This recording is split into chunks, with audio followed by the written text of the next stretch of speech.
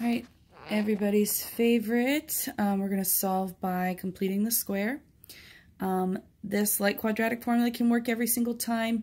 There are times where these style problems, in my opinion, are not so much fun. Sorry, I had to refocus there. If that b value is odd, I don't find it very fun to do either, like you. And I know you guys don't like or care for so much when I put a coefficient in front, but I'm going to give you an example here of each. So first goal is always to create some space. So we want to have x squared plus 6x. And then I'm going to just basically bump over that positive 12. What we're going to do is create a special type of factoring problem here in the parentheses. That's going to help me work toward getting my standard form quadratic into vertex form. So I'm going to take my b value, which is 6. I'm going to divide by 2, which is 3.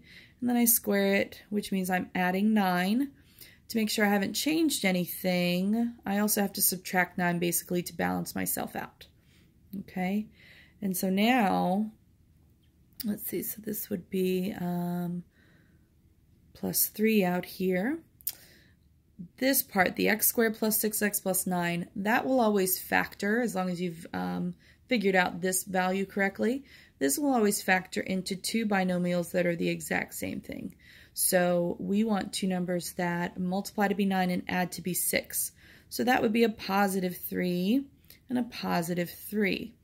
And I can rewrite that as just x plus 3 quantity squared. All right. So now that I'm in vertex form, we can work on solving with some algebra. So our goal is to get y to be equal to 0 as usual.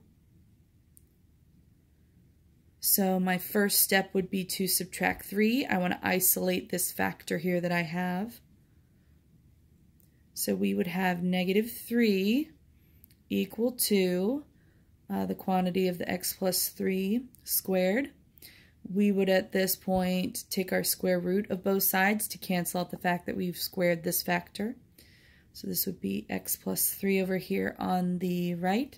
On the left, we would have plus or minus I times the square root of 3. Sorry for the glare. Our final thing we would do is subtract 3. And then the best way to write our answers here, very similar to quadratic formula, we want this negative 3, kind of that single term first, and then that plus or minus the imaginary part, plus or minus I times the square root of 3 would be listed second. Okay? All right, we've got an example where we have a coefficient in front. So I still want to create some space. So we've got y equals 2x squared minus 8x. Create some space, plus 6. I want to get this 2 term outside of this to help me have an easier time factoring this guy into that special pattern. So that 2 is going to come out like a GCF would. So we're going to have x squared minus 4x, and then the plus 6. So I've got my space ready still. So I'm going to take the negative 4 divided by 2, which would be negative 2.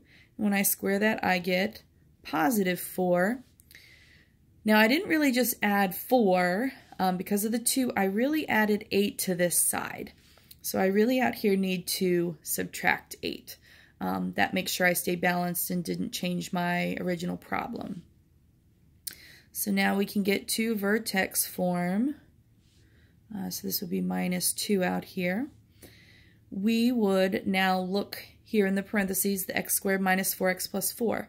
The two numbers that multiply to be 4 and add to be negative 4 are negative 2 and negative 2. So we would have the factor of x minus 2 squared. So now that we're to vertex form, we would work on solving. So we're looking for where y is equal to 0. We're going to isolate our factor squared part. So we're going to add 2. So that gives me 2 equal to 2 times the quantity of x minus 2 squared. I have to get rid of this 2 as well, so that means we need to divide both sides by 2. So we're going to have 1 equal to x minus 2 squared. Now we're to the point where we can square root both sides. So x minus 2 is equal to plus or minus 1. Final step, we're going to add 2. Running out of space. I'm going to add 2 to both sides. I'm going to come up over here. So this would mean that my x value is equal to 2 plus or minus 1. So one of those answers would be 2 plus 1, which would be 3. One of those answers would be 2 minus 1, which is 1.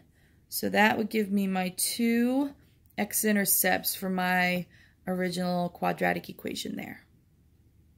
All right, there you are, completing the square.